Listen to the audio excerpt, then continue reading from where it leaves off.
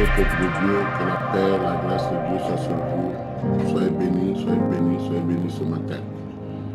Je viens une fois de plus pour m'entretenir avec vous sur le mystère du trône, de cet esprit de Dieu. Et aujourd'hui nous terminons avec le septième esprit qui est l'esprit de la crainte de l'Éternel.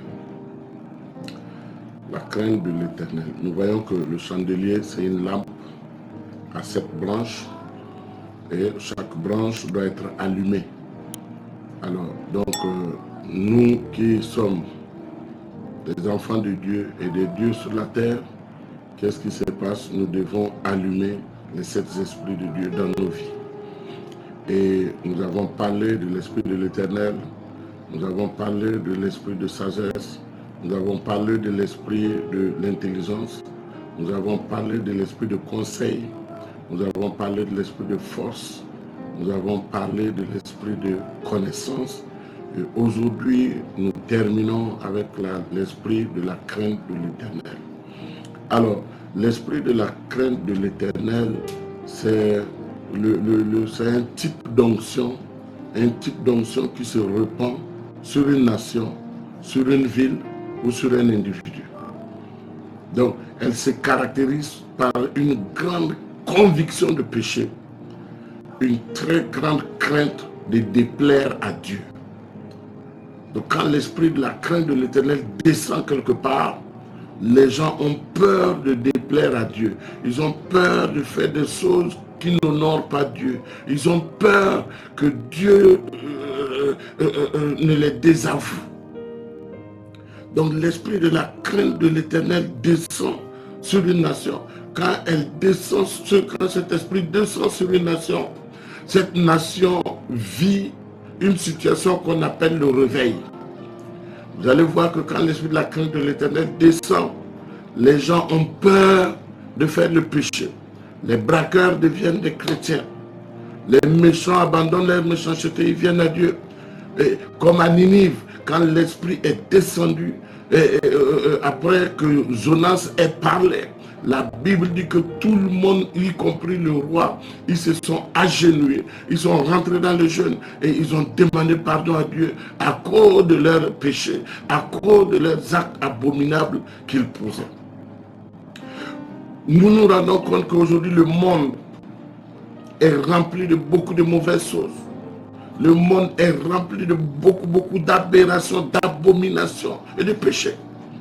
Et nous avons besoin en tant que chrétiens, l'esprit de la crainte de l'Éternel dans nos églises, l'esprit de la crainte de l'Éternel dans nos maisons, l'esprit de la crainte de l'Éternel dans nos lieux de travail.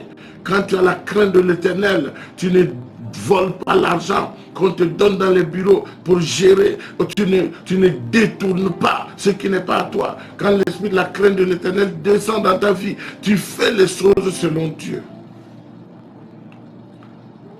Nous avons besoin de la crainte de l'Éternel dans les cœurs. Nous avons besoin de l'esprit de la crainte de l'Éternel pour les gouvernants. Nous avons besoin de l'esprit de la crainte de l'Éternel pour ceux qui sont hautement élevés, qui sont dans les sphères de décision. Nous avons besoin de la crainte de l'Éternel. Je prie que la crainte de l'Éternel descende dans ta vie, que cette onction descende dans ta vie, pour que le réveil commence par toi, pour atteindre les gens de ta maison et se propager dans ton quartier, qu'on peut prendre aussi toute la ville. Pourquoi pas toute la nation? Que l'esprit de la crainte de l'Éternel soit ton partage aujourd'hui. La Bible nous dit que la crainte de l'Éternel est le commencement de la sagesse. Quand tu crains l'Éternel, tu fais les choses selon Dieu. Tu ne fais rien si tu n'as pas l'approbation de Dieu. Tu te poses la question simple. Est-ce que ce que je vais faire va plaire ou déplaire à Dieu? Reçois l'esprit de la crainte de l'Éternel ce matin. Et quand l'esprit de la crainte de l'Éternel est en toi, Dieu fait en sorte que tes détracteurs, tes oppresseurs, tremblent de frayeur et de terreur, parce que tu inspires maintenant la terreur, tu inspires maintenant la peur. En face, quand eux ils te voient, ce sont eux qui te craignent. Nous avons l'exemple de Rahab dans la Bible, qui a dit aux espions, il dit non, nous avons entendu parler de vous. Nous avons vu comment votre Dieu vous a sauvé. Vous inspirez la terreur et la crainte. Quand la crainte de l'Éternel est en toi, l'Éternel fait en sorte que les gens te craignent. Reçois cette onction qu'on appelle l'esprit de la crainte de l'Éternel. Tu en as besoin dans ta vie.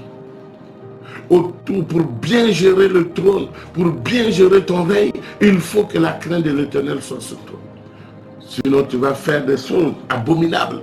Sinon, tu vas devenir comme les rois d'Israël qui avaient perdu la crainte de l'Éternel et qui sont rentrés dans tout ce qui est abomination, tout ce qui est adoration satanique. Et quand la crainte de l'Éternel est en toi,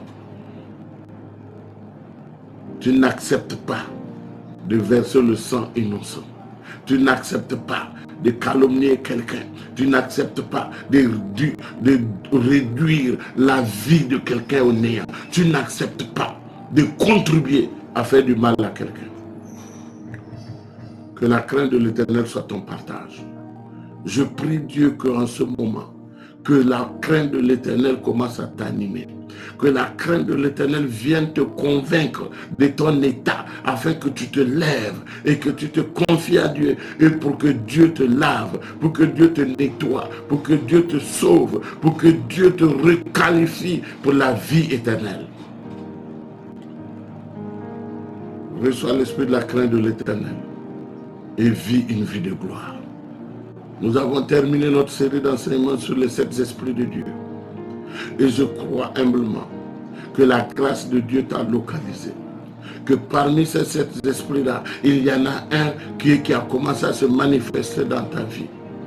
Au fur et à mesure que tu demandes à Dieu d'amplifier tes dons, de te donner des capacités divines, Dieu va te doter, Dieu va te donner ces capacités, et par ces capacités, tu sauras maintenant, tu pourras régner sur cette terre et avoir une vie de gloire. Que la gloire de Dieu soit ton partage. Que l'onction qui change les vies soit ton partage. Que l'onction qui redresse les destinées soit ton partage. Je prie que l'Esprit de l'Éternel descende sur quelqu'un ce matin. Je prie que l'Esprit de sagesse localise quelqu'un ce matin.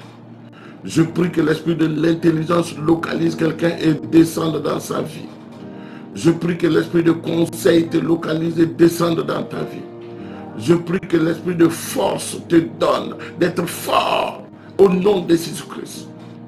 Je prie que l'Esprit de connaissance soit ton partage chaque jour. Et que l'Esprit de la crainte de l'Éternel t'accompagne. Tu es richement béni. Richement béni. Crains Dieu et avance. Crains Dieu et fais les choses selon Dieu. Tu auras des récompenses. Tu auras des récompenses. Tu auras des récompenses. Et la Bible dit, les justes vivront par la foi. Que la vie te localise dès maintenant, pour toujours et à jamais. Afin que ta venue sur cette terre ne soit pas une venue vaine, mais que ton passage sur cette terre marque. Tel Dieu a créé les luminaires, la grande luminaire et les petites luminaires et les étoiles. Et Dieu a dit c'est pour marquer leur temps et leurs époques. Je prie que tu marques ton temps. Je prie que tu marques ton époque. Je prie que ta destinée impacte des vies. Au nom puissant de Jésus-Christ, je proclame que tu es béni. C'était votre humble serviteur, l'apôtre Dieudonné Kéré, des ministères Centre de rachat et de restauration. Si tu as aimé ces messages, tu cliques j'aime, tu t'abonnes à la chaîne pour que les autres informations puissent te localiser et venir vers toi. Et tu partages pour que d'autres personnes aussi soient bénies. Que d'autres personnes soient un canal pour que d'autres personnes reçoivent la vie éternelle dans leur vie. Sois béni, sois béni, sois béni au nom de Jésus-Christ. Amen.